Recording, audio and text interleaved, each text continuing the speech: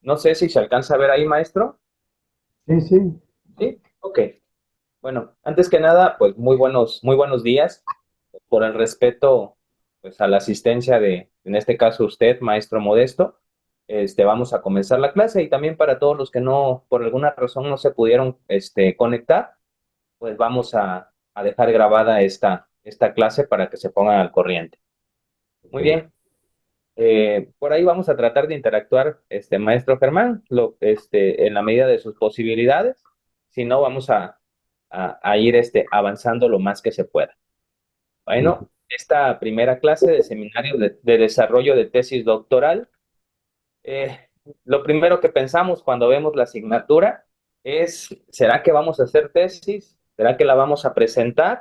Y pues lo primero que nos da el sentimiento que nos genera es este sentimiento de miedo, ¿no? De miedo, de ansiedad o de decir, de duda de que se irá, cómo será construyendo la tesis.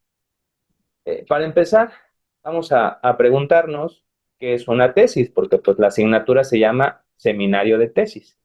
Una tesis, dicen varios autores, es el inicio de un texto argumentativo, una afirmación cuya veracidad ha sido argumentada, demostrada o justificada de alguna manera. Generalmente enuncia una proposición científica, un axioma o un hecho demostrable. ¿Qué es una tesis? Una tesis es la afirmación concreta de una idea que se expone de manera abierta y fundamentada. Muchas veces se le llama teorías científicas, toda vez que un sustento teórico puede ser considerado como parte del conocimiento establecido. Todos ustedes, pues que ya cursaron una licenciatura, cursaron una maestría, tanto en la licenciatura como maestría, la culminación de ambos procesos, pues nosotros entregamos quizá una investigación respecto a cómo resolver una problemática, pero fundamentada con diversas teorías. Más o menos de esa forma se construye una tesis. Yo pienso en una problemática, pienso en algunas maneras de cómo solucionarla, investigo y trato de resolver el problema. A grandes rasgos, el objetivo principal de una tesis es resolver un problema. Todos ustedes que estamos al frente de un grupo o que estamos en el proceso educativo, pues nos damos cuenta que existen un sinfín de problemas en nuestras aulas, desde problemas conductuales, desde problemas en el caso de los maestros que no saben esta determinación de, estábamos en el plan 2011, después viene el plan 2017 y ahorita estamos en el plan 2022 y existe una incertidumbre de que los maestros nos tenemos que actualizar. Entonces, esto también genera un problema en el proceso de enseñanza-aprendizaje, en la cuestión metodológica de lo que utilizan los maestros para llevar a cabo lo que antes eran aprendizajes significativos y hoy se conocen como PDA o procesos de desarrollo de aprendizaje. Esto también genera un problema. Otro problema, no es lo mismo un contexto social de Cintalapa, como en su caso, maestro Germán, como el contexto quizá del maestro Távira, que se encuentra también en Jitotol, si no mal recuerdo, por el lado de Pichucal. Los contextos son distintos, lo que significa que los problemas también son diferentes. Nos podemos plantear la resolución de un problema y a partir de ahí comenzar a investigar y actuar. Eso es lo que determina una tesis.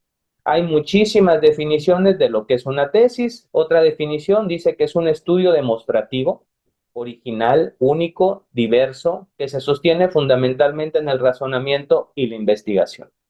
En cuanto a su finalidad inmediata, sirve para optar a un título o un grado.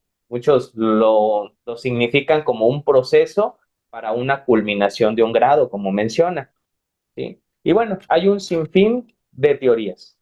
Pero ahora, ¿qué cosa no es una tesis? Porque eso es lo que comúnmente hacemos. ¿Qué no es una tesis? Una tesis no es una copia de otros autores apropiándose de sus ideas o presentándolos como si fueran propias. Muchas veces lo que hacemos los alumnos, hacemos porque yo también lo he hecho y creo que en alguna parte de nuestra vida también lo hemos hecho, copiar, pegar y presentar. Y eso no es una tesis. Una tesis no es una demostración basada en hechos subjetivos sin haber realizado las investigaciones de rigor. Muchos decimos que la experiencia también genera una tesis y no es cierto. La experiencia genera una parte de un desarrollo investigativo, pero si no existe un sustento teórico, la experiencia pierde su efecto, ¿sí? Porque cuando tiene un fundamento teórico, lo podemos manejar o lo podemos aplicar en cualquier contexto. Si nada más digo, es que con base en mi experiencia de muchos años de servicio, yo digo que los alumnos aprenden a través de golpes, por ejemplo, ¿sí? Y puede ser que le haya funcionado en sus 29, 30, 40 años de servicio de muchos maestros, pero si no adecuamos esta experiencia a lo real, a lo cotidiano, entonces pierde el efecto. La tesis debe de irse orientando a diferentes renovaciones en función a la globalización. Esa experiencia de que las letras con sangre entran o que si le pega un alumno va a entender, pudiera haber funcionado hace 15, 20 años. Pero si hoy hacemos esto, en la actualidad, nos vamos a derechos humanos o nos acusan como maltrato infantil y bueno, un sinfín de delitos más. Entonces, una tesis lo que trata de demostrar es que la experiencia es importante, pero el fundamento teórico lo complementa. Ambos se complementan. ¿Qué cosa no es una tesis? Una relación de datos sin ningún aporte personal. ¿Qué cosa no es una tesis? Un trabajo de investigación escolar que repite conocimientos ya sabidos. ¿Que para qué voy a hacer una tesis de algo que ya se conoce? Mejor hago una tesis de algo que todavía no se conoce y que de una u otra forma trate de resolver un problema. Y bueno, así encontramos un sinfín de definiciones de lo que no es una tesis. Entonces, la pregunta aquí sería, ¿qué vamos a realizar en esta asignatura? Si nos vamos a los principios rectores de cómo debe tratarse esta asignatura, sin duda alguna tenemos que hacer una tesis. Una tesis de más de 80 páginas, en donde tengamos que analizar más de 30 autores, tengamos objetivos, tengamos algunas aplicaciones, tengamos estadística, tengamos métodos y encontremos un resultado. Sin embargo, junto con los compañeros pues de Brazo Fuerte, del Instituto de Estudios Superiores Alfonso Reyes, tratamos de adecuar la asignatura de tal forma que lo que nosotros hagamos en este seminario de tesis sea aplicativo en nuestras aulas y al mismo tiempo tengamos una actualización de las metodologías que se están llevando a cabo ahorita con la nueva escuela mexicana. Más adelante vamos a estar analizando. Sin embargo, pues como maestro de tesis, tengo que darles un acercamiento de lo que es una tesis. Hace muchísimo, pero muchísimo tiempo antes de Cristóbal Colón, se creía que la Tierra era plana. Y en esta creencia que se convirtió en ese momento en una teoría, eso era la verdad absoluta. Habían otras teorías que decían que la Tierra, independientemente que era plana, era sostenida por tres elefantes. Y estos tres elefantes eran sostenidos por una tortuga. Y muchos dejaron por asentada esa verdad, hasta que alguien dijo, bueno, y entonces si la Tierra es sostenida por tres elefantes y estos elefantes son sostenidos por una tortuga, la pregunta sería, ¿y quién sostiene a la tortuga? ¿Cómo es que todo tiene una verdad? Y cuando se empezaron a cuestionar el porqué de las cosas, es ahí cuando se rompe un paradigma o cuando una teoría empieza a evolucionar. Abajo en la figura tenemos a Cristóbal Colón. En aquel entonces, Cristóbal Colón dijo, es que, ¿cómo es posible que la Tierra sea plana? Si yo veo a través del horizonte en el mar y pues se ve como que tiene un fin, y si tiene un fin, entonces ahí hay una curva. Y Cristóbal Colón empezó a decir que la Tierra era plana, que la Tierra, perdón, era redonda. Este cuestionamiento empezó a refutar la teoría que ya se creía como verdadera. Al principio todos lo creyeron como loco, pero cuando él inicia su viaje y su travesía para descubrir las Indias a través de otra ruta, resultó que su teoría fue constatada y fue hecha una nueva teoría de que la Tierra no era plana, sino era redonda. Y así ocurre con todas las teorías y para eso sirve una tesis, para poder evolucionar un conocimiento o para poder desechar un conocimiento que se creía absoluto. Otro ejemplo, hace mucho tiempo, con Ptolomeo, se creía que la Tierra era el centro del universo y a partir de esa teoría todo el mundo la aceptaba como verdadera. De hecho, cuando nosotros enseñamos historia o cuando enseñamos geografía, todavía vemos la evolución de ciertas teorías. Vino Galileo Galilei y dijo, pues no parece ser que la Tierra sea el centro del universo. Y empezó a decir, la Tierra se mueve, tiene una órbita y existe un movimiento de rotación, de traslación. Y más adelante vino Copérnico refutando la teoría de Ptolomeo y dijo, no es la Tierra el centro del universo, sino es el Sol. Y bueno, esto es lo que origina una tesis, maestros. Una tesis origina un cambio de paradigmas, un rompimiento de una idea que se creía absoluta, pero que a través de la investigación yo demuestro que no es tan absoluta y hago evolucionar esa teoría. Copérnico, por ejemplo, no crean que nada más se le alumbró el foco y dijo, no, no es la Tierra el centro del universo, sino el Sol. Y hizo sus investigaciones y efectivamente demostró lo que hoy en día se conoce como la teoría heliocéntrica. Y bueno, así podemos demostrar muchísimas teorías más. Por ejemplo, aquí tenemos al Papa, los que somos cristianos, pues sabemos que la teoría de cómo se creó el cielo y la tierra es pues que Dios creó el cielo y la tierra y que a través de una costilla que se creó a la mujer y pues la tierra se expandió y que Dios creó a la tierra en 7 días. Sin embargo, después vinieron muchísimas teorías que de manera científica trataron de demostrar el porqué y el qué de las cosas. Y no sé si recuerdan que en el artículo tercero, incluso en la Ley General de Educación, nos menciona que la educación se basará en el progreso científico. ¿Qué significa esto? Que a pesar de que existe el artículo 24, que podemos profesar la religión que queramos, existe el laicismo en la educación. ¿Qué es el laicismo? Que esté ajeno a cualquier doctrina religiosa y que los maestros, independientemente de nuestras creencias, enseñemos a través de las ciencias. Siguiendo este paso, bueno, tenemos el Génesis. ¿Quién no conoce la Biblia del Génesis? Que fue Dios quien creó el cielo y la tierra y que creó todo lo que está. Vino más adelante Lamarck y dijo, pero pues es que esto pues, no es tan cierto, porque tenemos que comprobar con la ciencia cómo ha ido evolucionando pues la Tierra y cómo han ido evolucionando las especies para dar origen a lo que conocemos actualmente. Y Lamarck creó la teoría de la herencia. Por ejemplo, aquí tenemos la foto de una jirafa, pues que la jirafa el cuello fue creciendo, ¿para qué? Para adaptarse y que ella pudiera obtener los frutos que le tocaban y que nadie más podía agarrar, por eso el cuello se le creció. Entonces él hizo la teoría de la herencia. ¿Quién no conoce a Darwin? Darwin con la famosa teoría de la evolución de las especies. Y aumentó la teoría de Lamarck para decir que la especie, a través de la selección natural, va evolucionando. De ahí tenemos a Mendeleev, que empezó a hablar de ciencia, de química y empezó a ver cómo fueron evolucionando la historia. Y entonces, ¿qué es en sí una tesis?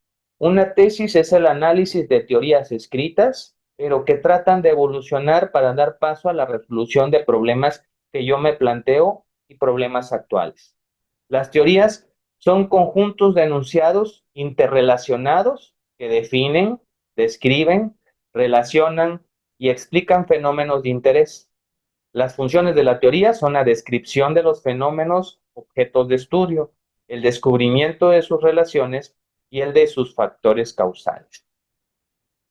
Dicho de otro modo, el ser humano o evoluciona o muere con las ideas del pasado. Tenemos la teoría de Einstein, la teoría de la relatividad, que desecha la teoría del Big Bang o también que refuerza un poco. Tenemos a Stephen Hawking, que dice que todo está relacionado y que es una misma evolución natural y que el universo es prácticamente es perfecto y que va creando y que se va adaptando a los cambios, no solamente del ser humano, sino a los cambios de todo el universo. Tenemos a Edward Lorenz con la famosa teoría del caos, y hay una cuestión, una creencia de que para que exista el orden, debe primero haber caos. Para que exista el orden, debe primero haber un desorden para que se pueda arreglar y ahora sí formar nuevas cosas. ¿Cómo se construye una teoría? Una teoría científica se construye, y aquí es muy importante darse cuenta, para ajustarse a los datos empíricos disponibles sobre dichas observaciones, y se propone como un principio o un conjunto de principios para explicar una clase de fenómeno. Lo que les decía al principio, maestros, la experiencia como sola experiencia no genera ninguna teoría, pero la experiencia aunada de teorías ya escritas que refuten o refuercen mi experiencia es lo que genera esta investigación y con ello una nueva teoría. Esto es a nivel universal, como para tener un ejemplo de lo que sucede en todo el mundo. Ahora hablemos de cómo se van construyendo las teorías educativas, que esto va a ser fundamental, maestros, para la construcción del trabajo que se va a entregar ya al final cuando ustedes tengan a bien graduarse de este doctorado. Tenemos un sinfín de teorías del aprendizaje, desde el famoso conductismo. Al niño le dices que le vas a dar un premio y hace algo, no lo hace, le das un castigo y entonces ahí la teoría fue evolucionando. Tenemos a Ausubel con el famoso constructivismo cognitivo, que no es otra cosa que el aprendizaje significativo. ¿Por qué se le dice constructivismo cognitivo? Cuando tú le das una significación al niño de lo que debe de aprender y que lo puede aplicar en la realidad, de esa manera se hace el constructivismo cognitivo. De ahí viene Gagné, que sustituye la teoría de Ausubel y dice que la jerarquía del aprendizaje implica el desarrollo de habilidades basadas en principios fundamentales. Es decir, que cada niño tiene un orden cronológico para ir aprendiendo las cosas. Vino Piaget y dijo, pues Gagné tiene toda la razón, pero ese principio cognoscitivo, de acuerdo a la realidad del sujeto, está determinado por un crecimiento natural. Y entonces él, Piaget, se le atribuye la elaboración de una de las teorías más detalladas y reconocidas del desarrollo cognitivo infantil. Gracias a Piaget, estimados maestros, es que tenemos la división de que el niño tiene que aprender ciertas cosas de los 0 a los 4 años, que estamos hablando de los 0 a los 5 años, que estamos hablando de la preescolar, de los 6 a los 11 años, que estamos hablando de la primaria, y de los 11 años en adelante, que es de las operaciones formales de todo ser humano. Y ayer dijo, es que no todos los niños van a aprender al mismo modo, cada niño aprende de acuerdo a su desarrollo cognitivo. Y este teórico es uno de los fundamentalistas de decir, la mayoría de las personas dice, para evaluar un jardín de niños, este jardín de niños es muy bueno y yo quiero meter a mi niño ahí porque dicen que los niños ya salen leyendo.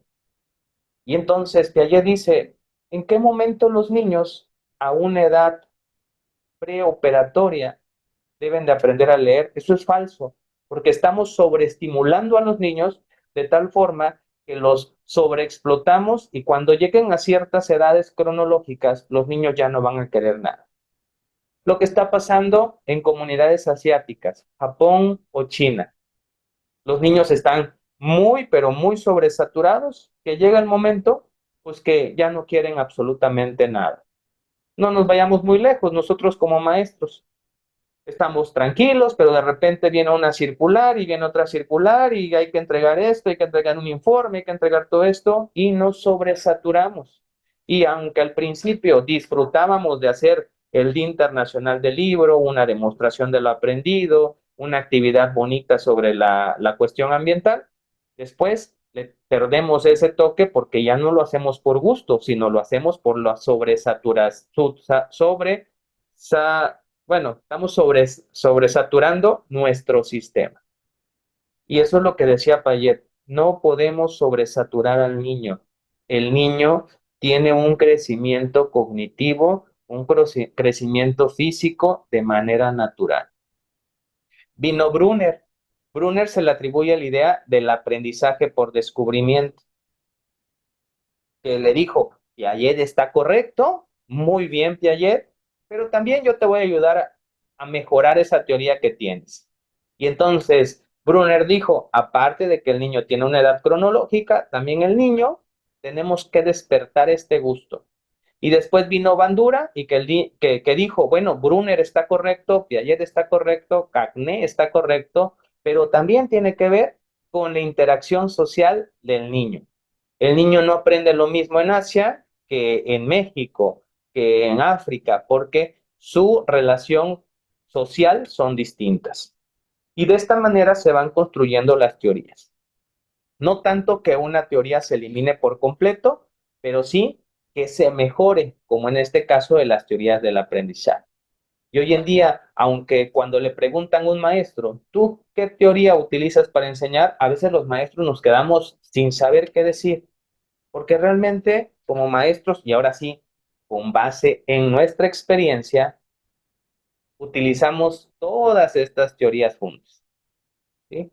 Y muchos dicen que el conductismo es malo, pero todavía lo seguimos utilizando. ¿Cómo lo utilizamos? El niño aporta las tareas, se porta bien, tiene 10. El niño no tiene tareas, se porta mal, reporte, lo castigo o le bajo calificación. Y ahí está, estímulo, respuesta y castigo. Y aunado a todas estas teorías que estamos analizando. ¿Sí? Y aquí podemos seguir viendo todas estas teorías que aparecen ahí y al final en el centro está el maestro. ¿Por qué? Porque no solamente utilizamos una teoría, utilizamos todas las teorías en diferentes partes de nuestro proceso educativo. Ahora, hoy en día, si nosotros nos quedáramos con esto, pues el proceso de enseñanza-aprendizaje se estancaría, porque para nadie es un secreto que hoy en día los niños saben más que un maestro. ¿En qué sentido? En el sentido tecnológico. Muchos maestros nos quedamos con el antaño, de decir, no, es que ahorita los celulares son malos, las redes sociales no funcionan, vuelven loco a los alumnos, eso está mal. Pero si nosotros nos casamos con la idea de que eso está mal, pues el ser humano, en este caso, el maestro o el papá, pues como lo dice la selección natural de Charles Darwin, ¿no? De Darwin. La selección natural es muere o hazte cargo de lo que te está tocando, ¿no? Esa es la selección natural, la ley del más fuerte sobrevive. Si los maestros no nos actualizamos, entonces el alumno va a sobrepasar. Y bueno, es así como estos teóricos que les estoy mencionando, Piaget, Ausubel, Gagné, Brunner, Bandura, Pavlov, Watson, Skinner y demás, pasan a ser parte de la educación antigua. Hoy tenemos estos teóricos. Tenemos en primer lugar a Howard Gardner, que dijo, todos ellos tienen toda la razón, pero tenemos que entender también que el niño no tiene todos los conocimientos. E hizo la teoría de las inteligencias múltiples, que dice Howard Gardner, todas esas inteligencias ya están dadas de manera genética. Si un niño aprende de manera visual, no podemos exigirle que aprenda algo que tiene que ver con la música porque no tiene ese don, no tiene ese talento. Un niño que es bueno en matemáticas puede no ser bueno en la cuestión, en inteligencia lingüística verbal. Y dice Howard Gardner que todo esto está dado a través de la genética. Que dijo uno de los principales alumnos de Howard Gardner, que es el de al lado, Daniel Goleman. No, Pues es que existe una inteligencia emocional también. Tiene razón de que muchos de los conocimientos están dados con la genética, pero ¿de qué sirve un alumno que sea muy bueno en matemáticas, muy bueno en lo visual, muy bueno en lo verbal, si cuando tiene alguna cuestión emocional o una sacudida emocional, ¡pum!, se va para abajo? Y dijo, no es del todo correcto de que todas las inteligencias sean dadas por la genética. Hay una inteligencia, hay dos inteligencias que al mezclarse la podemos mejorar en todos los alumnos. Y vino Goleman y agarró la inteligencia intrapersonal y la interpersonal y la convierte en esta inteligencia emocional, como el manejo de las emociones, comprenderlas, utilizarlas y ponerlas en la práctica cuando sea necesario. Vino más adelante Michael Ruther y agarra una parte de una teoría de la física sobre la construcción de puentes y él hace la teoría de la resiliencia y es lo que hoy en día es una palabra muy de moda entre todo el sistema educativo. ¿Qué es la resiliencia? Es el autoconocimiento. Es que un ser humano, en este caso un alumno, pueda sobresalir y pueda salir adelante aún y a pesar de las adversidades. Digo esto, maestros, ¿por qué? Porque esto es lo que se hace en una tesis, una evolución de pensamientos que dan origen a mejores maneras de comprender, en este caso, la educación. En el caso de las teorías anteriores, en este caso, una mejor manera de comprender la realidad y el mundo que nos ha tocado vivir. Esto es lo que se hace con una tesis, analizar las teorías que tenemos para convertir nuevas y mejores teorías que se adapten al mundo tan cambiante en el que estamos. Hoy en día, si hacemos un poquito de historia y nos vamos en el antaño, dice, Aristóteles decía, nada está en la mente si primero no pasa por los cinco sentidos. Y tenía razón. Desde el antaño han existido un sinfín de teorías. El empirismo es la teoría de la experiencia. Todo sucede a través de la experiencia. Se cuenta que la gente miraba a los pájaros volar y decía, ¿cómo un ser humano puede volar? Y fue así que se inspiraron muchos seres humanos, en este caso Da Vinci, que empezó a hacer las primeras manifestaciones por escrito y en dibujos de cómo poder volar. Vinieron los hermanos Green e hicieron el primer aeroplano y los primeros hombres en volar. Y pues esta frase de Walt Disney, si puedes soñarlo, puedes hacerlo, es mucha realidad. Viene desde Aristóteles, del empirismo. Si lo puedes soñar, lo puedes crear y podemos establecer un sinfín de conocimientos filosóficos. Ya vimos los conocimientos teóricos, ya vimos los conocimientos educativos, ahora los conocimientos filosóficos que dan paso a las teorías. ¿Qué es la nociología? Viene del griego gnosis, conocimiento, logos, doctrina. La nociología es la teoría del conocimiento. ¿Sí? ¿Y qué es el conocimiento humano? Independientemente de toda la teoría que viene ahí, que involucra en sí lo que actualmente llaman la teoría del conocimiento, la nociología es la suma del conocimiento con la dialéctica, es decir, ¿qué es la dialéctica? Es una reflexión entre la experiencia, lo que es el empirismo, con lo que conozco, lo que son las teorías, para dar paso a un nuevo conocimiento. Si nos vamos del punto de vista filosófico, estimados maestros, ¿qué es el conocimiento humano? Es una mezcla de lo que se conoce, de lo que se reflexiona y de lo que se aplica para poder aprender y solucionar un problema. Esa es la nociología, la teoría del conocimiento. Creo que ya tuvieron una asignatura o la van a tener que se llama paradigmas. ¿Qué son los paradigmas? Son una forma de ver el mundo, una forma de interpretar la realidad. ¿Qué es un paradigma y cómo cambia a través de la historia? A ver, maestro Germán, le voy a hacer una pregunta para ir interactuando. ¿Qué opina de que un hombre pueda tener 5 esposas. ¿Le gustaría, maestro Germán? Ah, claro, ¿por qué no? Ok, perfecto. No, Si le claro, no. preguntamos a su esposa, ¿qué cree que diría? No, pues no, no, no le gustaría también. No le gustaría compartir a su hombre con otras mujeres, ¿no? Sí, Exactamente. Digamos que el paradigma dentro de una cultura como la mexicana y como toda Latinoamérica es que un hombre tiene que estar con una mujer y una mujer tiene que estar con un varón. Pero si le preguntamos al maestro Germán, que está en Asia, específicamente en la India o específicamente en la cuestión musulmana, y yo a Germán musulmán le preguntara, ¿qué opina de que un hombre pueda tener 5 mujeres? Créanme que la realidad sería algo muy distinto. Diría, claro, es algo muy normal ya, porque allá un hombre puede tener hasta 4 o 5 esposas, solo que existe una cláusula allá en Asia, ¿no? Siempre y cuando las pueda mantener a todas, ¿sí? Y entonces, ¿qué es un paradigma? Es una manera de poder interpretar la realidad de acuerdo a muchas cosas. Pero si preguntamos a alguien en el mundo, a nivel mundial, ¿qué opinan de que un hombre puede tener muchas mujeres?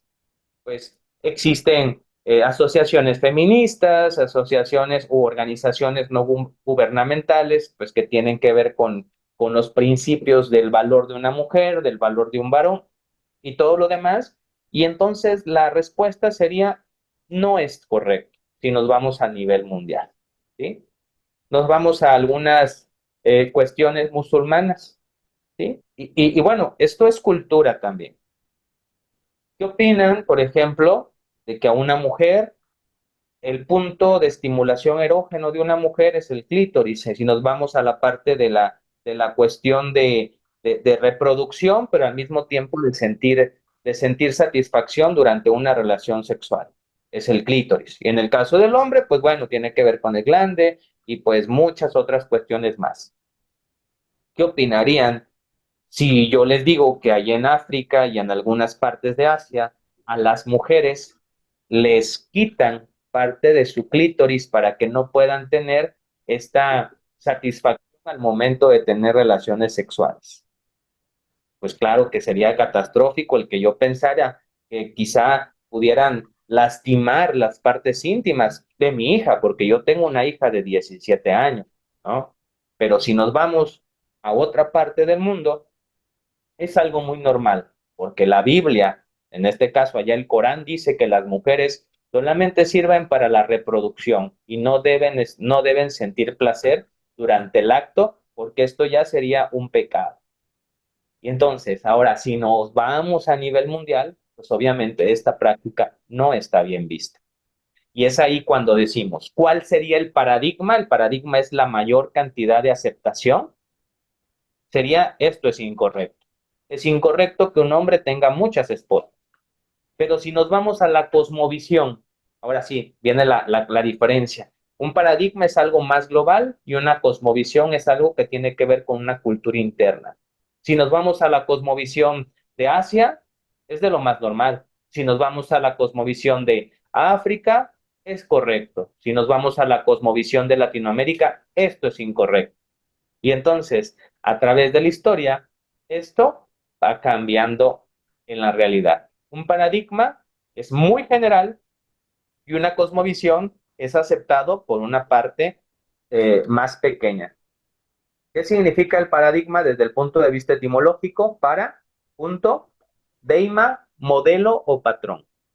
Paradigma es un modelo a seguir o un patrón. ¿Cuál sería el paradigma de un varón? Si nosotros pensamos en un varón, bueno, bien arregladito, quizá con su barba, quizá con su camisa, con un pantalón, con unos zapatitos. Ese es el paradigma general. Si nos vamos a Suecia o Escocia, perdón, ¿cuál sería la cosmovisión? Que un hombre pueda andar con una falda, una gaita y, no es y pues con la barba muy larga y no hay problema. Pero si nos vamos con un paradigma más general, eso no está bien visto. ¿Sí? Y vemos cómo los paradigmas van cambiando a lo largo del tiempo. Vamos a hablar un poquito de la homosexualidad. Si nos Siento, vamos, siento sí, que también, bueno, todo esto lo que tú dices es dependiendo la cultura en el que vive uno, ¿no? O sea, ahí como tú dices, en Suecia, pues es normal, pues su cultura, ¿no? Que aquí en México, pues es anormal, podríamos decirlo así, ¿no? O sea, dependiendo de la cultura en que nosotros vivimos, esa es la cultura que tenemos que vivir. exactamente, maestro. ¿Sí? Entonces, la cultura se podría definir como la cosmovisión que nosotros tenemos. Y el paradigma es como una realidad social mayormente aceptada. Otro ejemplo sería, si nos vamos 40 años atrás, el hecho de que un varón tuviera preferencias por otro varón era muy mal visto. Pero la cultura, o digamos la forma de percibir la realidad, ha avanzado tanto que hoy en día ya está en ley que podamos interesarnos en lo que nosotros queramos. Y existen las comunidades LGTB y más. Y eso ya es tan natural que está rompiendo ciertos paradigmas. Anteriormente era impensable tener una clase de doctorado como esta a través de la cámara. Sin embargo, viene la pandemia y ya no se hace un lujo, sino se hace una necesidad poder dar clases a través de las cámaras para podernos conectar más adelante. ¿Y qué hizo la pandemia? La pandemia rompió paradigmas de que todo tenía que ser presencial. Y esto es conforme las teorías también van cambiando. Podemos ver a los medios de comunicación, las redes sociales, como una calamidad porque los niños se están perdiendo en las redes sociales, solamente el TikTok, solo el Facebook, solo el WhatsApp, como una calamidad. ¿O por qué no como educadores poder analizar estos medios sociales o estas redes sociales para convertirlos en una oportunidad para que los niños puedan aprender? Y decir, bueno, ¿cuál es mi problema en Nueva Francia, en Cintalapa? Mi problema es que los niños siempre andan en el teléfono. Como maestro yo puedo decir, les prohíbo sacar el teléfono, pero estoy en contra del paradigma que está cambiando, que se está rompiendo. O puedo decir, bueno, niños, ¿cuántos tienen teléfono? El 80% de los alumnos. Muy bien, vamos a descargar tal aplicación y les voy a hacer ciertos exámenes a través de el cuestionario en línea que voy a dar. Y es ahí como la teoría va cambiando y se va convirtiendo en nuevos paradigmas. A eso se le conoce como ir rompiendo paradigmas. Para poder romper un paradigma, y la sociología también es parte importante. Nosotros estamos construyendo al inicio de cada ciclo escolar nuestro programa de mejora continua. ¿Y qué es el programa de mejora continua? La primera parte es hablar de la sociología, porque siempre hablamos de un contexto. Y este contexto de cuántas aulas tengo, dónde está ubicada mi comunidad, qué tipo de alumnos tengo, qué tipo de papás tengo, eso es la sociología. Igual, tomando en cuenta muchísimos factores más, podemos hablar de muchos teóricos en la evolución de un conocimiento. Tomás Kuhn habla de las revoluciones científicas y nos dice que las revoluciones científicas son un conjunto de creencias teóricas y metodológicas con las cuales se va haciendo ciencia. Y aquí les voy a hablar de muchos teóricos. Y ahí lo que ya les había comentado, cuál es la diferencia entre una cosmovisión y un paradigma. Una cosmovisión, como usted lo dijo, maestro Germán, tiene mucho que ver con la cultura. Y recuerden que la cultura es un número determinado de habitantes que creen en algo y lo convierten en ley. Y un paradigma es un poco más global. Una cosmovisión define nociones comunes que se aplican a todos los campos de la vida, desde la política, la economía, la ciencia, hasta la religión, la moral o la filosofía. Un paradigma es un modelo o patrón en cualquier disciplina científica o la construcción de una nueva realidad. Dicho de otra forma, ¿qué es esto? Constituye una visión del mundo compartida por un grupo de personas. Por lo tanto, tiene un carácter socializador y normativo. se habla de que a lo largo de la historia de la humanidad hay más de 100.000 lenguas diferentes. Sin embargo, muchas de ellas se consideran como lenguas muertas. La pregunta sería, ¿por qué se mueren las lenguas? ¿O por qué se habla de lenguas muertas? ¿Es una pregunta?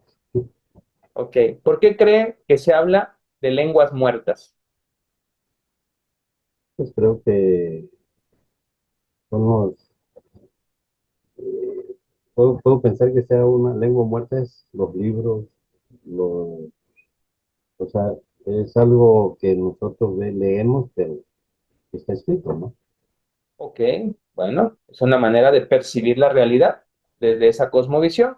Sin embargo, se habla de lenguas muertas cuando dejamos de utilizar un idioma en común, ¿sí? Y realmente, si nos vamos a la teoría, no existen las lenguas muertas. Lo que existe son hablantes muertos, que por la muerte de ellos han dejado de utilizar las lenguas y con ello las lenguas van perdiendo el uso. Se habla de latín. El latín existió hace muchísimo tiempo, de hecho la Biblia se hizo en latín, pero al momento de que el latín fue sustituido por el español, por el inglés, por el francés, por el portugués, sí, por el, ¿cómo se llama? Bueno, por el portugués, el italiano, entonces el latín fue quitándose en el uso y entonces esa lengua se está muriendo. Dicho de otra forma, las teorías no se mueren, sino que las teorías se agotan. ¿Y cómo se agotan? Cuando muchas personas dejan de creer en eso. Regresamos un poquito atrás. La teoría de que la Tierra era plana no murió, se agotó porque existió una nueva teoría de que la Tierra era redonda y pues mucha gente empezó a creer en esa teoría y entonces la gente dejó de creer en la teoría que ya en su momento fue ley. ¿Sí? Esa es la parte importante. Las lenguas no tanto es que se mueran, sino que se dejan de utilizar. Las teorías no se mueren, las teorías se agotan y gente deja de creer para creer en nuevas teorías más. Por A esto ejemplo, llamamos, ¿sí, maestro? sí, o sea, lo que yo te hablaba de la lengua muerta, ¿no? O sea, de los libros, es porque lo que tú dices, ¿no? Es muy, siento que viene lo mismo, que dejamos ya de investigar por medio de los libros para irnos en la computadora, en los celulares, ¿no? O sea, pero que no está muerto, como tú lo has dicho, ¿no? Sino que está ahí, pero que ya estamos tomando otra forma de investigar. Exacto. No sé si recuerda usted, bueno, yo todavía la tengo porque mi papá me regalaba de esas enciclopedias grandotas que mandaban, ¿no? Grandotas, y todavía teníamos en las escuelas, y estaba llena, que pesaban bastante. ¿Sí? Esas se utilizaban y era el producto principal de investigación en el aula. Hoy en día, mandamos a un alumno a investigar, ya no carga esas enciclopedias pesadas, ya solamente agarra el teléfono, le cliquea y ya encuentra toda la información que necesita. El, Exacto, el diccionario, pues ya me investigué, ya en el celular. Allá. exactamente, ¿sí? Y ahí es donde como docentes o como investigadores tenemos de dos. O nos actualizamos o nos morimos en esa teoría que ya no está siendo clara, ¿no? Podemos ver las redes sociales o el Internet como una calamidad o verla como una oportunidad también para podernos actualizar en este mundo tan cambiante de la globalización. Eso es la cosmogonía, es cómo ver el principio del mundo y cómo éste fue evolucionando a través de diversas teorías. Lo que les había comentado, en la Edad Antigua se creía que la Tierra era el centro del universo. Viene el Renacimiento y Copérnico nos dice, no es la Tierra, sino es el Sol. En la actualidad se nos dice que la gran teoría del Big Bang o la gran explosión, que trata de definir o trata de dar una respuesta a lo que teológicamente creíamos como el Génesis, que Dios había creado todas las cosas del cielo y de la tierra. En la actualidad, nos dice la física cuántica y la ciencia, nos dice, es que, bueno, si Dios es un poder superior, pero pues si nosotros como seres humanos queremos interpretar la realidad, tenemos que hacer una teoría científica. Y es ahí donde surge la famosa teoría de la gran explosión, que explotó una gran estrella que dio origen a todos los planetas y a todo cuando existe. Si esto fuera cierto, hablamos de un prana en la India antigua, que a partir del prana en la India antigua, que nos dice que todos somos energía, que todos somos esta cuestión algo puro y en nuestra reproducción creamos nuevas energías. A partir de ahí, de esa India antigua, surge la biología. El ambital en la Grecia antigua nos dice que hay una fuerza hipotética relacionada también con la conciencia, que cuando nosotros hacemos conciencia podemos despertar nuevas realidades y vivir nuevas latitudes. Y hay un sinfín de teorías que refutan teorías antiguas, pero no tanto es que refuten, sino que evolucionan porque el mundo también va evolucionando. En el siglo XVII nos habla de una realidad como una máquina, ¿sí? La famosa revolución industrial. Antes todo se hacía a través de la mano de obra. Viene la revolución industrial, surgen las primeras máquinas y el ser humano tiene que adecuarse también a estas nuevas tecnologías. Dicho, ¿por qué digo todo esto, maestros? Porque eso precisamente es esta asignatura, seminario de tesis, irnos adecuando a la realidad para crear nuevas realidades a través de la resolución de los problemas que tenemos. Hablamos de cibernética, hablamos de autopoiesis, que es la capacidad de un sistema de reproducirse, crearse y mantenerse, o de reproducirse, crearse y morirse. ¿Sí? Esa es la parte de la evolución. Hablamos de la década de los 90, que surgieron los primeros CDs, las primeras computadoras, el modelo de vida artificial, que en aquel momento parecía imposible que se pudiera crear la vida virtual. Pero conforme pasa el tiempo, tenemos robots, ya no tenemos esos CDs, ya tenemos MP3, ya tenemos el Bluetooth, ya todo funciona a través de las redes sociales y demás. Cuando surge un paradigma, perdón, cuando surge una nueva teoría, cuando existe una crisis. Cuando existe una crisis de lo que se cree comúnmente, debe de existir un cambio de paradigmas, lo que da origen a una revolución científica. Lo que pasó con los grandes teóricos educativos, fueron evolucionando, no tanto que dijeran, no sirve tu pensamiento, sino tu pensamiento sirve, pero puede mejorar. Esta mejora que hiciste puede mejorar aún más y así van surgiendo las diversas teorías que en un principio se refutan, pero se acuerpan. El paradigma debe adaptarse a la dinámica de la realidad para que sea verdadera.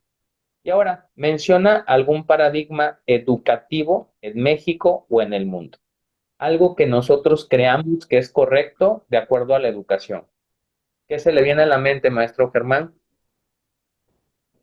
Un paradigma Para, mexicano en la cuestión educativa. fíjate que siento yo que lo que hablas, el paradigma, hacer el cambio, o sea, que los niños o los alumnos aprendan a manejar las computadoras para que ellos puedan trabajar en exposiciones, ¿no? Exacto. Muy bien. Entonces, El paradigma era ejemplo de que los niños con su libro y atendiendo al maestro. Ese es el paradigma. ¿Cómo cambia? Como usted lo menciona. Ah, bueno, ahora o seguimos manteniendo esa manera de enseñar, o ahorita aprendemos que los niños, a ver, traigan su lab, traigan su computadora, traigan su teléfono y vamos a aprender también a través de ahí.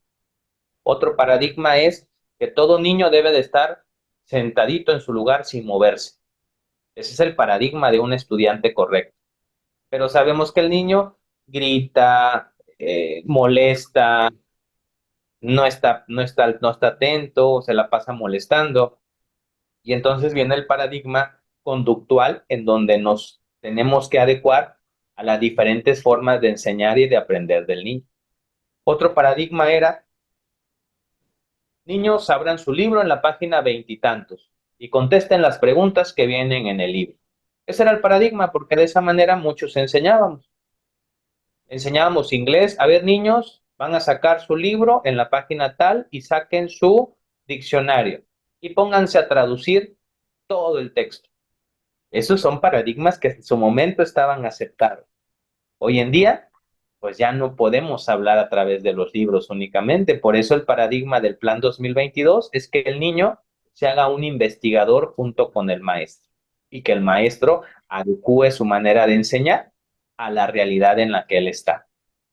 Y existen diferentes paradigmas educativos, desde la conducta, cómo se comporta el niño; paradigma cognitivo, cómo aprende el niño; y paradigma constructivista, cómo va construyendo el niño su proceso de aprendizaje. ¿Por qué es importante darnos cuenta de eso? Porque las nuevas metodologías que se emplean en la nueva escuela mexicana tienen que ver con estos paradigmas que van cambiando. Bueno, vamos a ir avanzando en estas diapositivas para no adecuarnos un poquito. Esto es importante. Ya hablamos de paradigma. ¿Qué es un paradigma? Paradigma es lo contrario del paradigma. Un paradigma es una idea aceptada por muchas personas sin firmar absolutamente nada, sino saber que tenemos que comportarnos de esta manera. Un paradigma social es: sabemos que está prohibido decir mentiras. Está aceptado por muchos porque sabemos que es lo correcto, aún sin firmar absolutamente nada. Porque alguien que dice mentiras no está siendo acorde a los principios morales y éticos de una sociedad. Cuando hablamos de un paradigma es cuando nos cerramos a la posibilidad de que el mundo va cambiando. Es cuando tenemos una manera de pensar rígida, absoluta y excluyente. Y los paradigmas son los principales causantes de que la educación no avance. Si nos casamos con la idea de que el niño solamente aprende a través de los libros, pues simple y sencillamente no vemos una evolución en la educación. El paradigma está abierto a que puede cambiar si realmente se necesita. Y hablando de necesitar, ¿qué necesitamos en la educación? Necesitamos romper con los paradigmas, es decir, romper con las ideas rígidas e inflexibles que nosotros tenemos como maestros, para convertirnos en mejores maneras de interpretar la realidad. Esto voy a ir avanzándolo, después les voy a compartir las diapositivas, ¿sí? La Ujú. visión mutilante, bueno, y aquí, cuando existe una crisis, tenemos dos opciones: nos adaptamos a esta crisis para convertir una mejor realidad, o nos quedamos con el paradigma, es decir, rígidos, inflexibles, y dejamos de pensar en nuevas oportunidades. Y ¿Será le voy que, a... Sí. porque doctor Misael, será que esto, para romper necesitamos, bueno, yo lo veo en mi escuela también, ¿no? Tenemos sí una computadora, la televisión, etcétera, ¿no? Pero el problema, y a veces yo veo en mis alumnos que sí compran su fichita, no tienen internet en casa, o sea, se les dificulta, no tienen computadora, entonces a veces uno quisiera que ellos tuvieran ese conocimiento, ¿no? O sea, más o menos yo les doy, por ejemplo, la semana pasada, yo le decía yo a mis alumnos, bueno, hagan una clase, van a hacer una exposición, busquen la manera de hacerla, hay manera, utilicen la computadora, les decía yo, no, para ver qué. Ya un equipo me dice, profe, mire, quiero descargar este video, pero la verdad no puedo. Bueno, mándame cuál es, ya yo ya agarré, ya vine a la casa porque era para el otro día, lo agarré, lo bajé, se lo mandé lo puse en un CV y ya se lo apliqué, ¿no? Fueron tres videitos de 2, 3 minutos. Entonces, pero esa es la realidad, ¿no? A veces no hay una computadora en casa. Yo siempre les digo, tienen celular, aprendamos a manejar el celular, de que miren puro TikTok para aprender. O sea, yo siento que eso es bueno, ¿no? Pero también hay cosas malas tanto en los celulares, se lo digo. Entonces le digo, mire, mejor en vez de estar perdiendo tiempo en esto, aprendan a investigar, ya está está el libro, todo lo que ustedes quieran saber mire, está en la computadora, en internet, ¿no? Pero como le digo, ¿no? A veces esa es la realidad. Queremos hacer algo con la tecnología, pero lamentablemente ese es el problema que tenemos. Que nos va a costar, ¿no? Tal vez ya con el tiempo los papás ya digan, no, bueno, le voy a comprar una computadora mía. O sea, le hablo en lo rural, tal vez ya aquí en la ciudad pues es muy diferente, ¿no? ¿No? Tenemos computadora, algunos lo tienen, algunos tal vez no, pero la mayor parte en una ciudad sí lo tienen, ¿no? Ese sería los detallitos para, dijera, para romper ese paradigma.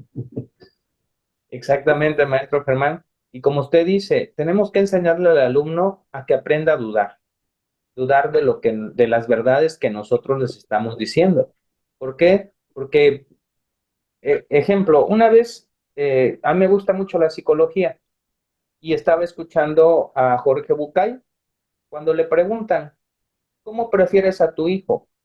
¿Que sea obediente o que sea rebelde? Pues si nosotros nos preguntamos cómo preferimos a nuestros hijos, no, pues que sean obedientes, ¿no? Sin embargo, este psicólogo dijo, yo prefiero que sea rebelde. ¿Por qué?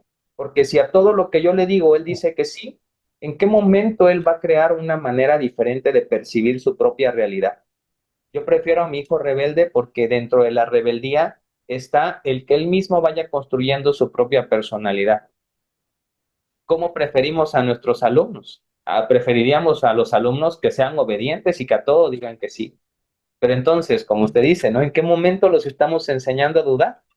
Lo importante es que el niño aprenda a dudar. A mí me gustaría tener como maestro o maestra de mis hijos a una maestra que le diga, ¿estás seguro que así se hace? ¿Por qué no investigas unas nuevas formas de resolver el mismo problema, ¿no?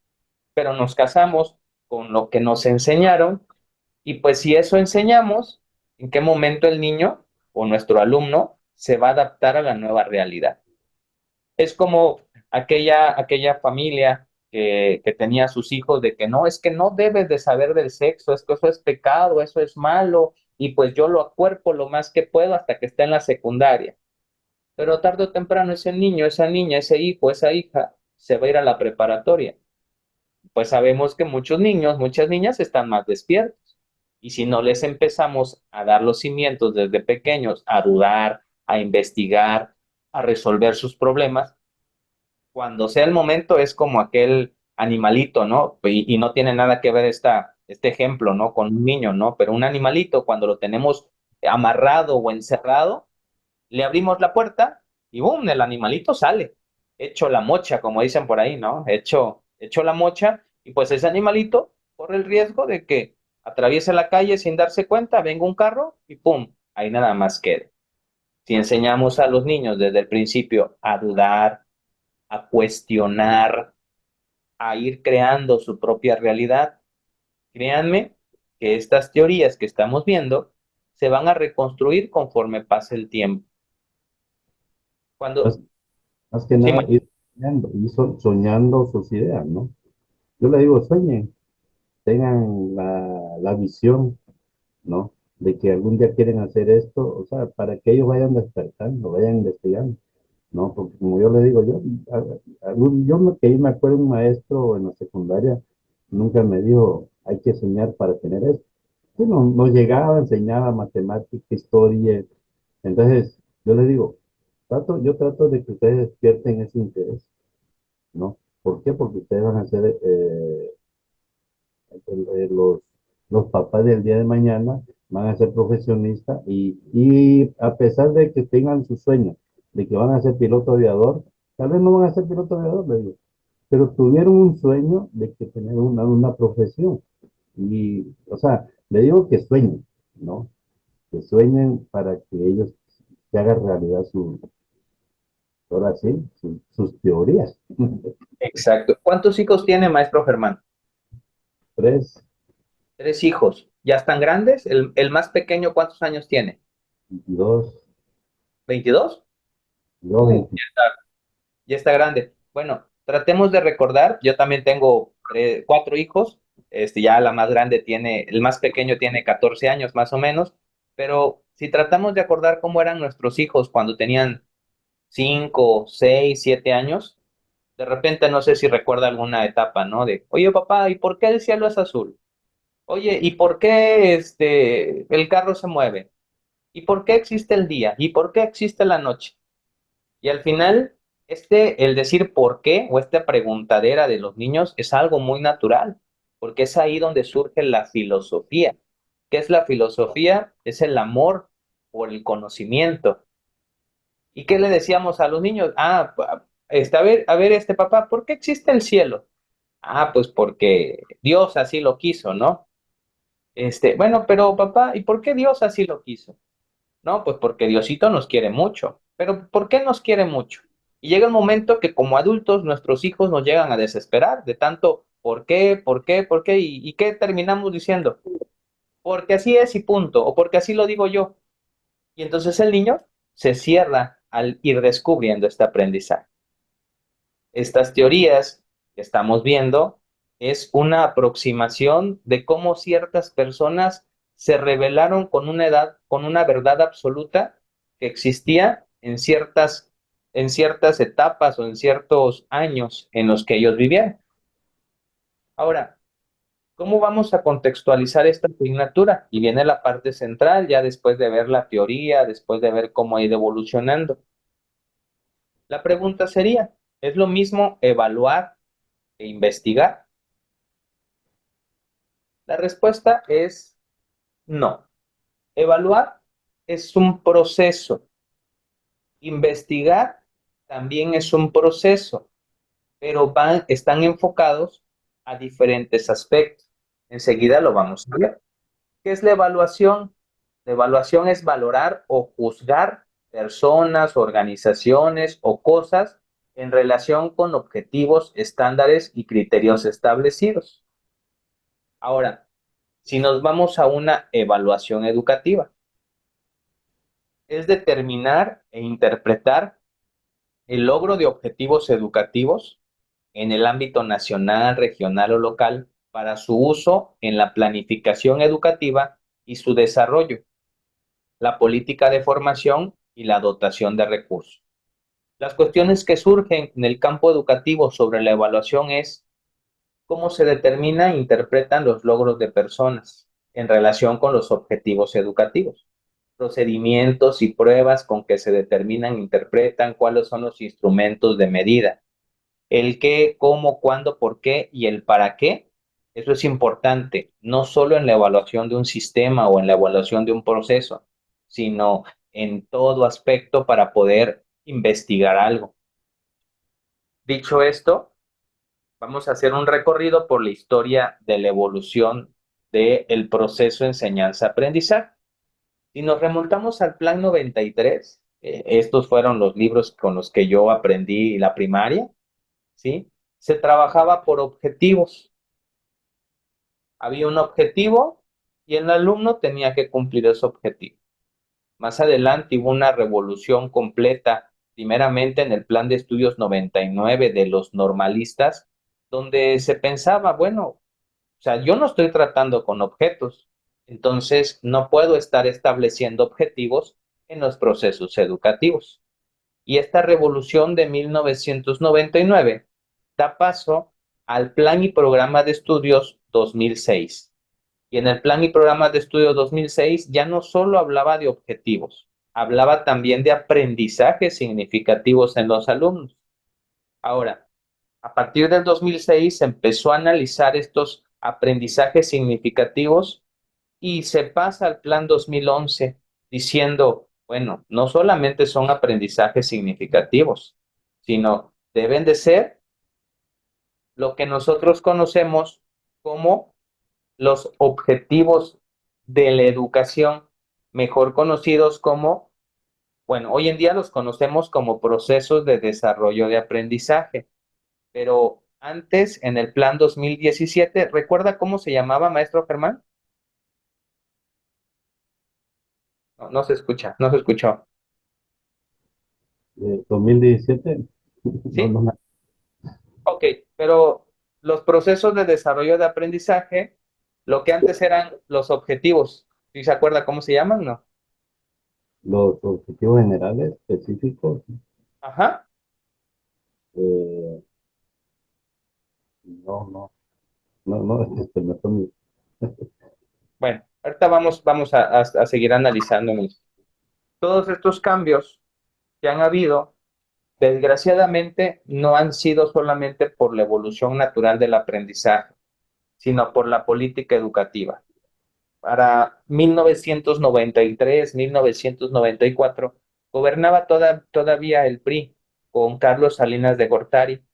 Hubo una alianza con el Sindicato Nacional de Trabajadores de la Educación y por eso pongo a esta maestra, el Esther Gordillo, donde por primera vez se razonifica el sueldo de los maestros y se dice que los maestros deben de tener un sueldo digno.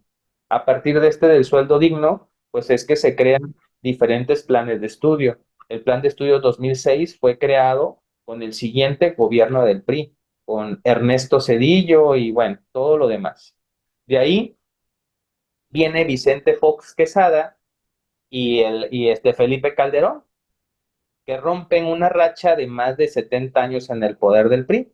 ¿Qué fue lo primero que vinieron a hacer estos dos personajes?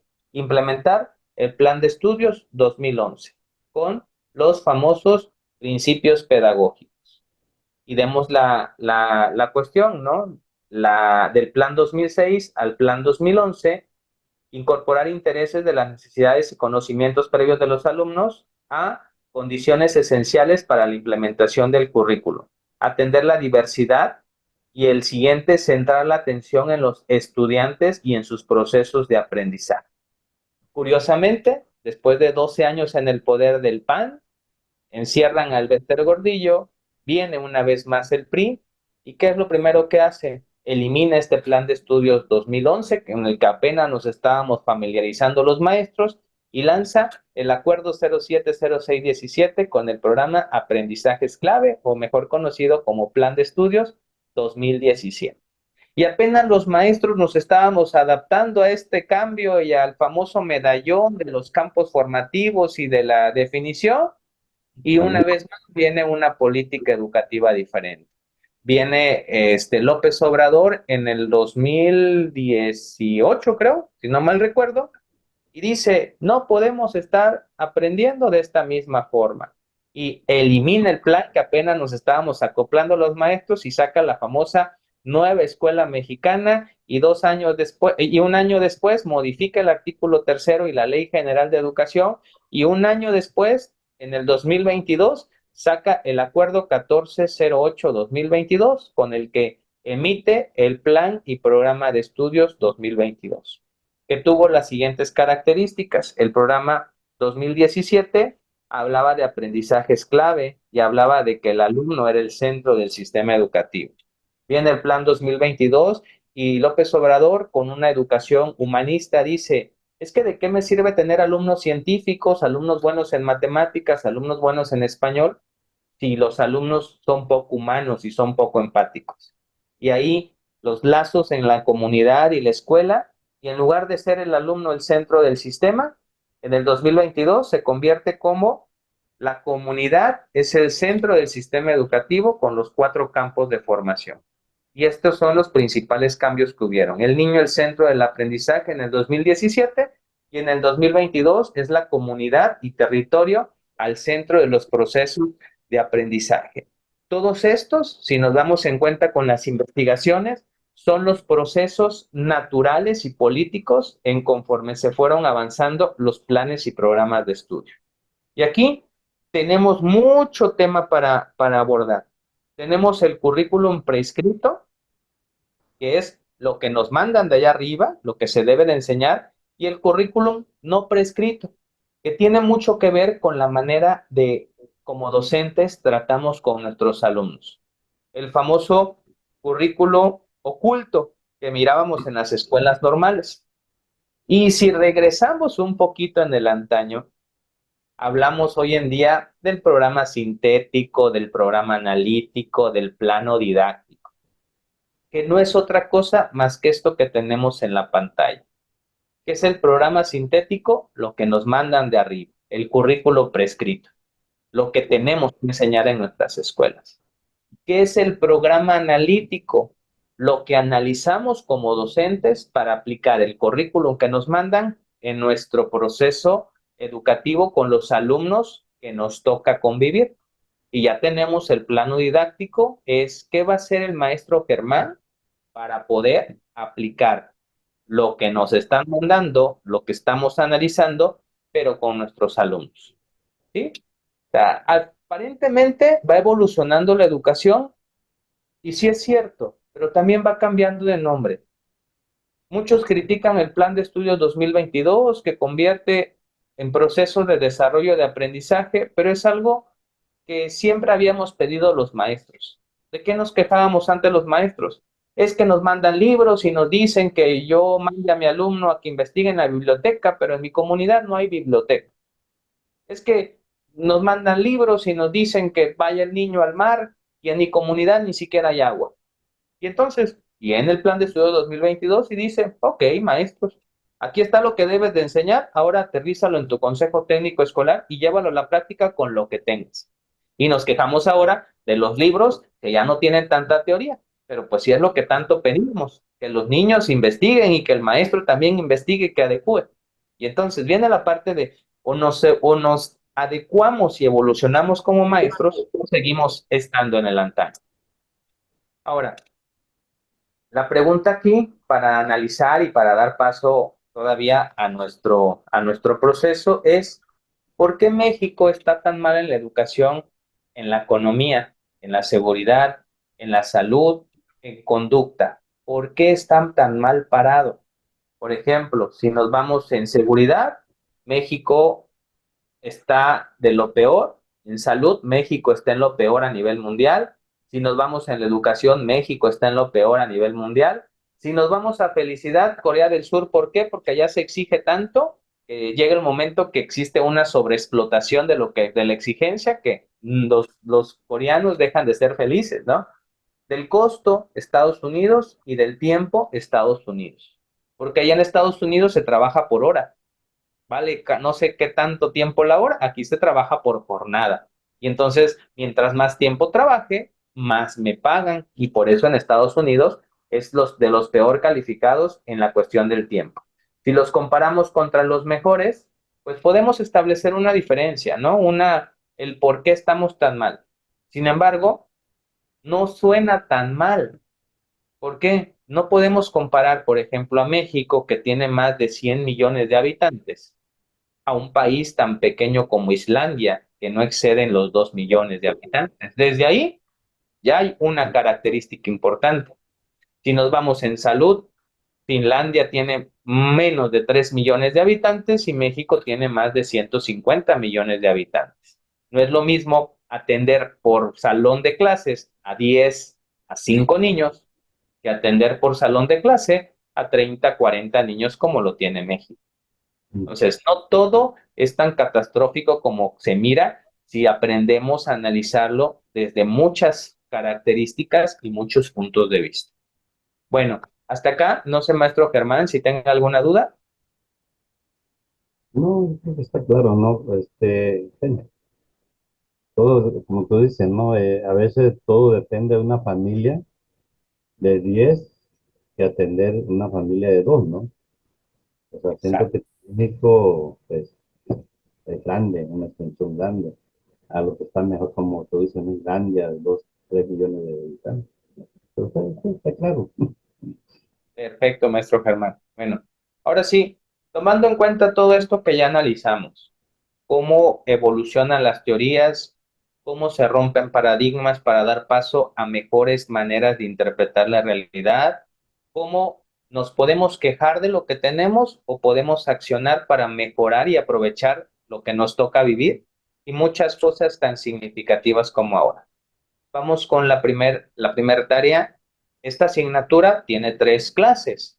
La primera es el día de hoy, la segunda es el 11 de mayo y la tercera para concluir la asignatura es el 25 de mayo.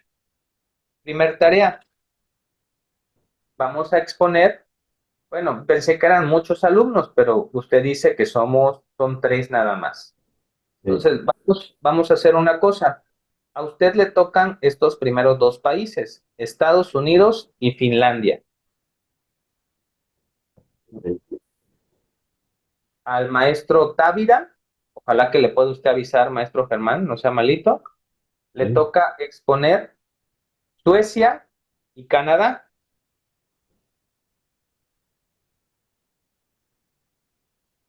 ajá, Y si existe un tercer alumno, no sé quién sea, le vamos a dar que sea Cuba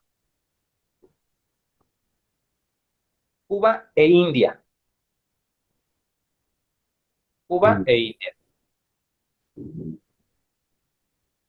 Repito, para usted, maestro Germán, le toca Estados Unidos y Finlandia. Al ajá, maestro Távira le toca Suecia y Canadá. sí, Y si existiera un tercer alumno que creo que usted conoce, le toca Cuba e India. ujú, ¿Sí? Características de la exposición. ¿Por qué es importante conocer los modelos educativos? No podemos criticar a México si no conocemos el contexto de otros países. Bueno, México está mal. Ah, bueno, está mal, pero ¿qué tienen los países que están bien? Para empezar, ¿qué tenemos que investigar? Número de habitantes, cuál es su religión, la economía y bueno, el contexto sociocultural y la ubicación en el ranking en la cuestión educativa. ¿Cuáles son los criterios para la exposición a la siguiente clase? Uno, se presentará el sábado 11 de mayo del 2024.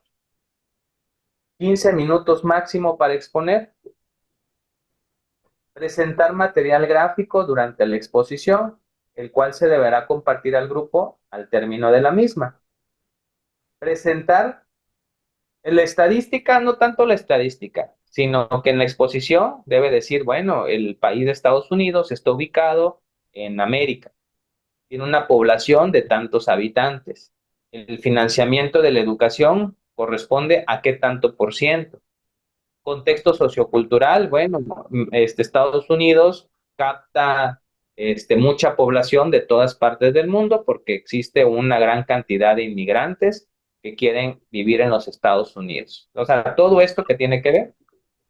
¿Cómo es la educación? Bueno, allá están ubicados Junior High School, Superior School y demás, como para poder establecer la diferencia entre cómo se enseña en Estados Unidos y pues bueno, cómo se enseña en México, ya lo sabemos. Y las cinco diferencias y similitudes con el sistema educativo de México. Ahí está. Esta sería la exposición, vale el 30% de la calificación. No sé si hay alguna duda, maestro.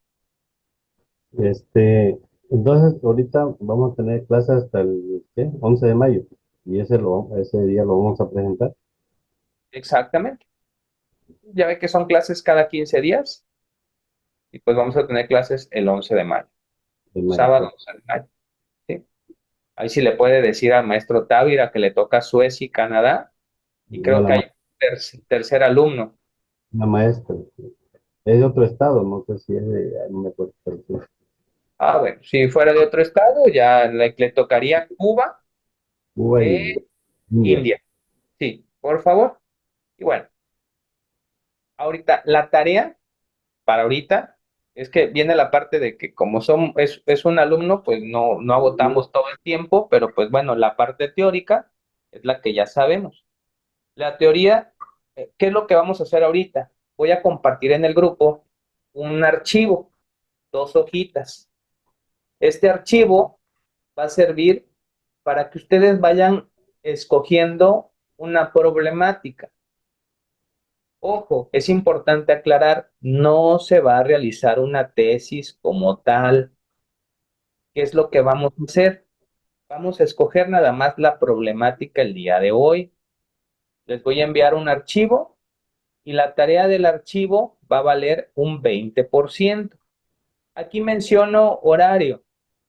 Para usted, ojalá que sí lo pueda cumplir hasta antes de las 5, porque la clase ya ve que hoy termina a las 2 de la tarde. Son Sí. unas preguntitas muy, pero muy sencillas. Con que ya me lo envíe, no voy a calificar si está bien o mal. Voy a calificar el hecho de que me lo envíe usted al correo que marca ahí. Ya va a tener otro 20%. Y hasta ahorita ya tienen 50% tomando en cuenta 30% de la exposición y 20% del documento que me van a mandar al correo. Ahorita les voy a compartir el documento ahí en el grupo. De una vez lo voy a compartir. A ver, Son las preguntas que voy a realizar. ¿mande? Son preguntas que voy a contestar. Ahorita lo voy a compartir.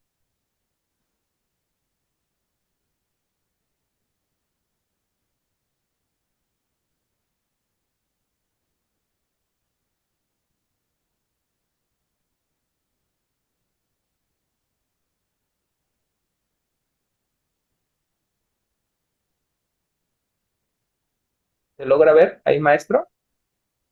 Sí, Bueno, ¿se nota que lo estoy bajando y que lo estoy subiendo, no? sí, sí, sí, se nota. Ok, perfecto. Envíe eso. Este, estas son las preguntas que va a contestar ahorita. Lo voy a compartir al grupo también para que los compañeros la puedan responder de aquí. En su caso, ojalá que lo pueda usted responder, pues ahorita con el tiempo que vamos a tener, ¿no? Ujú. Uno, ¿qué problema me gustaría investigar, estudiar o analizar? De acuerdo en su contexto, por ejemplo, ¿cuál cree que sea el problema más fuerte que perjudique para una buena educación de excelencia ahí en Nueva Francia, donde está usted trabajando? Cuénteme un poquito. Bueno, como les digo, ¿no?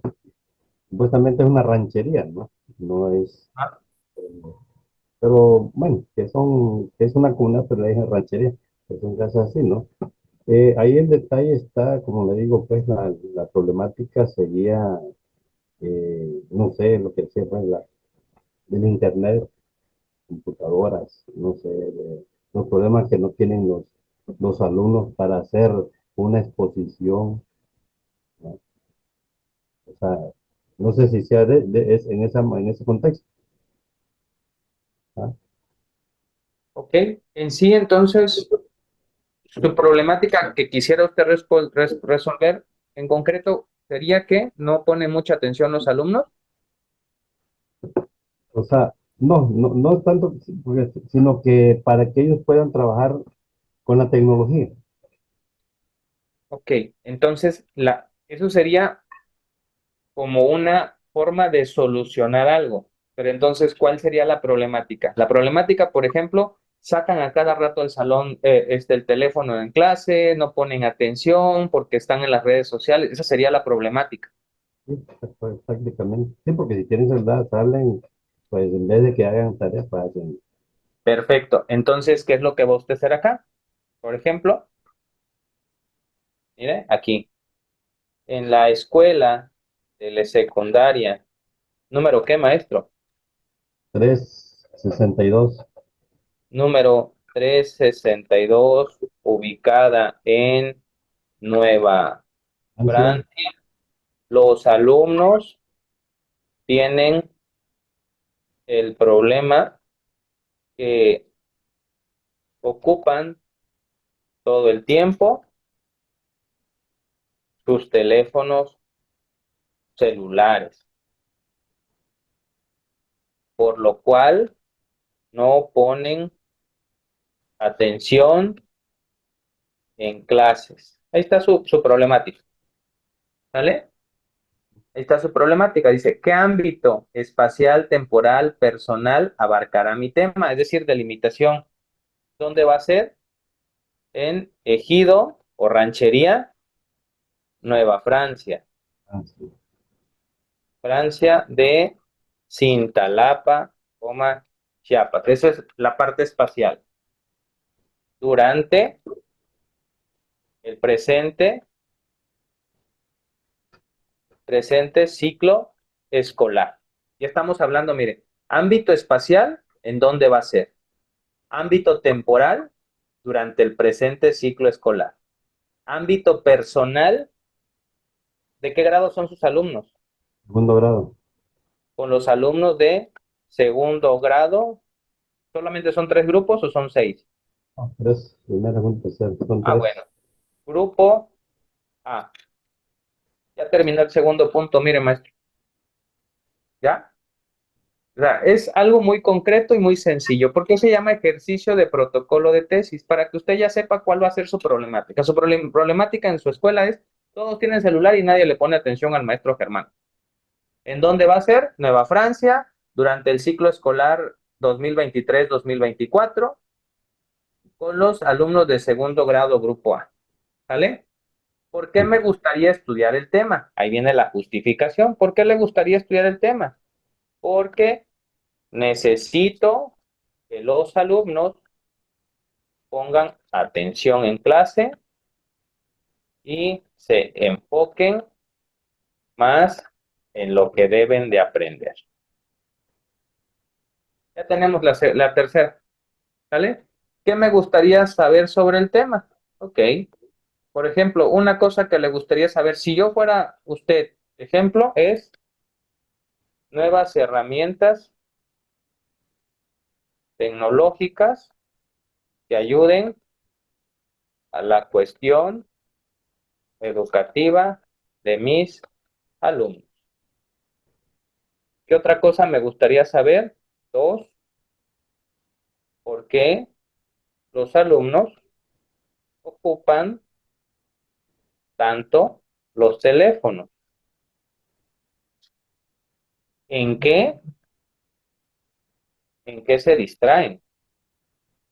Ejemplo, no es lo mismo que el maestro Modesto agarre su teléfono y esté escribiéndole, por ejemplo, a sus hijos, ¿cómo están? Espero que esté bien, te esté yendo, a que un muchacho de 11, 12, 13 años esté viendo el TikTok, esté viendo, como, no sé qué se mira en TikTok, ¿no? Pero depende lo que quieran ver. A lo mejor están viendo al Peso Pluma, alguien más está viendo cosas del fútbol, a mí ni me gusta el fútbol, pero me gusta la charrería, o sea, hay que ver en qué se están distrayendo, ¿vale? Ya tenemos, y así lo vamos llenando poco a poco, maestro. No sé acá si tienen alguna duda. Sí, lo podemos seguir llenando. Sí, lo van a ir llenando. Por ejemplo, quizá le presente duda en el punto 6. ¿Qué partes debe tener el desarrollo de mi investigación? Capítulo 1. Mire, siempre, no sé si recuerdan la norma. ¿Usted es normalista? Sí, Ok.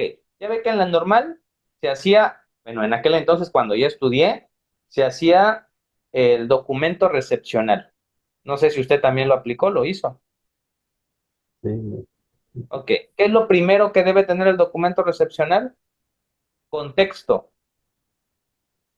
Cómo es la escuela, dónde está ubicada, cuántos salones tiene, si tiene internet, si no tiene internet, cuántos docentes hay, si tiene infraestructura, si cada salón tiene televisores y todo eso. Cómo son los alumnos, qué edades tienen, a qué se dedican sus papás, ese es el contexto. Entonces, por lo general, el primer capítulo habla de eso. Ojo, no es tesis, esto es un ejercicio nada más. ¿Sale? Eso que quede claro. Lo que usted ponga aquí, no hay detalle. Son dos hojitas, con que las convierta en tres, con eso es más que suficiente. Y mire, ¿cuánto tiempo llevamos? Y ya tenemos hasta el punto 4. ¿Sale? Primer capítulo, por lo general, siempre es contexto escolar. Segundo capítulo, ¿qué vamos a abarcar? Bueno, las redes sociales. ¿Cómo va usted a tener una teoría? ¿Qué son las redes sociales? ¿Cuáles son las aplicaciones que los niños siguen? ¿Para qué sirven? ¿Cómo se entretienen? ¿Qué edad tiene? Todo eso. ¿Cómo se llamaría su capítulo 2? Solamente eso. ¿Es solamente el nombre o lo que usted dice, las redes sociales, en qué se Lo que, entretienen? lo que a usted le gustaría saber en cada capítulo. Capítulo uno se analizará contexto. Ah, mire, aquí lo hacemos. Capítulo uno se analizará contexto sociocultural de la escuela. Ahí está. Capítulo 2, Características generales de los alumnos. Si hubiera un capítulo 3, ¿qué son las redes sociales? ¿Sí? Ya, ¿qué me gustaría saber sobre cada uno de los temas o capítulos? Bueno, como usted pueda, maestro. ¿Por qué quiero estudiar este tema? Ah, bueno, quiero estudiar este tema porque quiero aprovechar las redes sociales para hacer un mejor, para hacer una mejor manera de enseñar con mis alumnos de segundo grado. Ahí está. Y así lo voy llenando todo. ¿Sí? ¿Qué método voy a emplear? En este caso, el método de observación, participación. Ahí está. Ya terminamos. ¿Qué fuentes de información serán necesarias para desarrollar? Bueno, investigar sobre las redes sociales,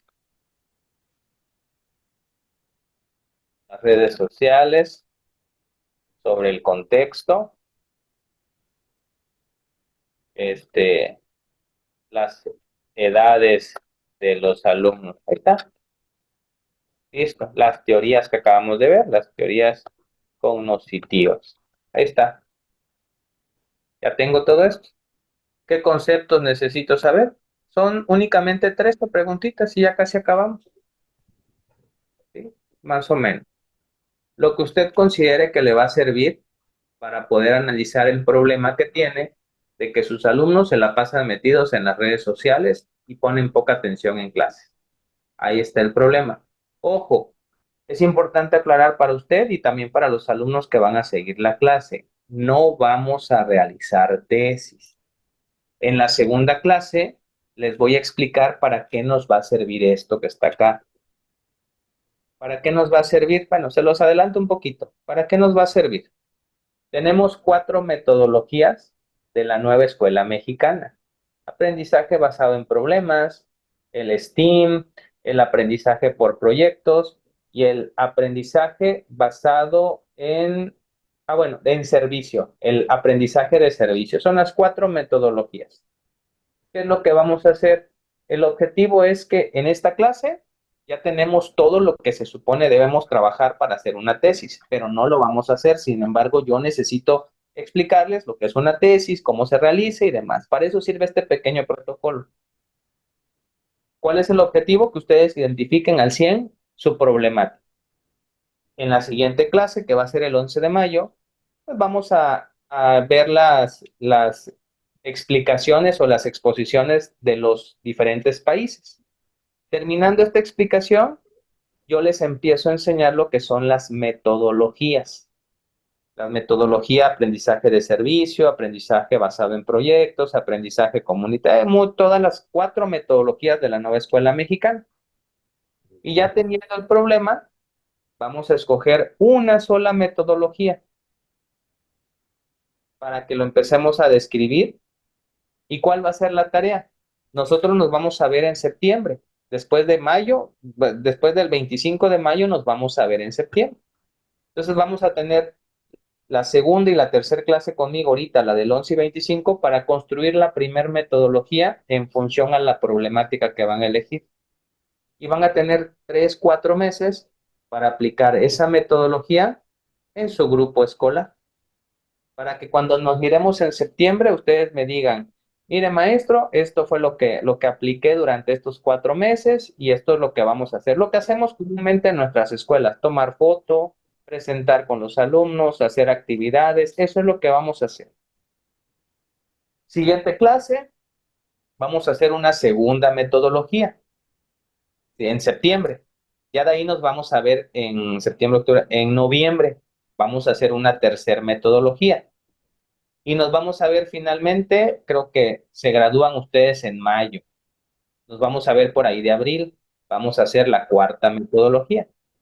Y eso vamos a juntar las cuatro metodologías y ese va a ser su tesis, pero no, o sea, va a ser tesis en teoría, pero en la práctica únicamente van a aplicar lo que les van a pedir en sus consejos técnicos escolares y lo van a llevar a la práctica. Va a ser algo, o sea, eso fue lo que hicimos con Brazo Fuerte y con el Instituto de Estudios Profesionales Alfonso Reyes para poder modificar todo y para poder hacer algo que ustedes puedan aplicar en sus aulas y también que aprendan algo de la actualidad en el plan 2022. No sé, maestro, si tenga alguna duda. No, pues ahí con, pues no, ahí con dependiendo del avance, ¿no? Ahí vamos a ir haciendo. Esta hojita que vas a mandar al grupo, Sí, esta hojita la voy a mandar al grupo. Por ejemplo, ahorita, pues, si ya no, a ver, voy a compartir un poquito una vez más la última diapositiva. Listo. Bueno, entonces, para la siguiente clase, ¿qué es lo que vamos a pedir? La exposición que le corresponde a usted, maestro, Estados Unidos y Finlandia. Básico, en 2 diapositivas Estados Unidos y 3 diapositivas Finlandia. Sin detalle, o las diapositivas que usted guste, ¿vale? Al maestro Távira le comenta Suecia y Canadá. Y a la maestra, ojalá que le pueda decir, le toca Cuba y le toca India. Si en dado caso no llegaran, pues bueno, ya superamos con alguna investigación que yo pueda proporcionarles ese día. Siguiente actividad que vamos a tener la próxima clase, les voy a preguntar, a ver, maestro Germán, ¿cuál sería la problemática? Lo que me acaba de decir, ¿no? Que usted considera más importante a resolver ahí en su contexto. Y ya usted me va a decir, ¿no? Es que, bueno, yo considero que los niños pues no me ponen atención porque se la pasan en el teléfono y aunque yo le quiera regañar, los niños no entienden. Perfecto, eso es una problemática. O puede ser que esta fin de semana usted vaya, toda esta semana usted dé clases y se dé cuenta de que no es tanto eso, puede ser, es que me doy cuenta que los niños se drogan mucho, cambie usted la problemática. Es que me doy cuenta que los niños no tienen una buena relación con sus papás, cambiamos la problemática sin ningún problema, ¿sí? O sea, lo que me interesa es ahorita que se llene con lo que usted considere que es importante este cuadrito que les voy a dejar y listo. Y ya tiene su 50% asegurado.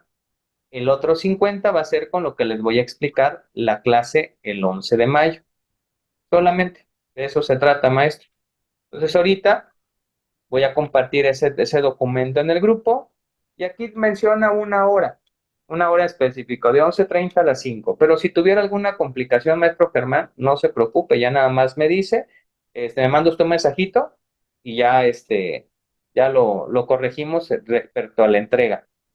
Y bueno, listo, todo esto que está acá, que le estoy presentando, ya los vamos a ver para la siguiente sesión, ¿sí? Todo esto que les voy a explicar viene lo de las metodologías. Ah, bueno, por aquí vienen las metodologías, perdón, maestro. ¿Dónde están las metodologías? Aquí están, ¿sí? Lo que les voy a presentar la siguiente clase son las metodologías de la nueva escuela mexicana de acuerdo a sus campos de formación. Como usted es maestro de telesecundaria, el maestro Távira es maestro de telesecundaria, no hay tanto problema porque tienen que manejar las 4 metodologías. Ya les voy a explicar de qué trata cada metodología y ya les voy a compartir cierto documento para que ujú, de esta manera estamos aprendiendo lo actual y también estamos sacando algunos criterios para esta asignatura. Y en lugar de hacer una tesis, vamos a hacer un seguimiento con sus alumnos, ¿vale? O sea, no les quiero complicar todo, más quiero hacerles práctico el proceso, que ustedes aprendan un poquito más como doctores y al mismo tiempo que sean agentes de cambio en sus salones de clase. De eso se trata este proceso. Por eso lo modificamos y no vamos a realizar tesis, más que hacer un seguimiento de estas metodologías. Hasta aquí, maestro, ¿alguna duda? ¿no? Hasta ahorita, ahí vamos bien. Bueno, pues entonces, pues creo que aquí vamos a concluir la clase en 2 horas. Por lo mismo de que pues nada más es usted y pues ya hicimos la teoría ya va a quedar grabado en la nube, creo que se los van a compartir. Y pues cualquier cosa, maestro, pues ya sabe usted que tiene mi nombre, mi número, y ahí estamos ahí a la orden, maestro. Perfecto. Solamente con que me envíe la hojita, nada más le pone su nombre arriba, ¿no? Su nombre, y yo ya voy a saber quién es para tomarlo en cuenta ahí en la... Ahí en el correo o al personal o dónde? Me lo puede mandar si quiere al correo o ahí al WhatsApp, sin ningún problema. De antemano, tiene usted 10% más por entrar un punto extra el día de hoy por entrar a clase. Está bien, gracias. ¿Vale? Bueno, por ahí si falla usted en algo, ya tiene un puntito extra, pues, en esta cuestión por entrar a clase. ¿Vale? No sé si tenga alguna duda, maestro, enseguida comparto en el grupo eso y pues dejamos de grabar acá para que... Bueno, no, está todo bien y ya entonces ya termina la clase, ¿verdad? Así es, maestro, pase bonito fin de semana, cuídese mucho y pues nos Igualmente, vemos pronto. Dios bendiciones. lo bendiga. Hasta Dale. luego.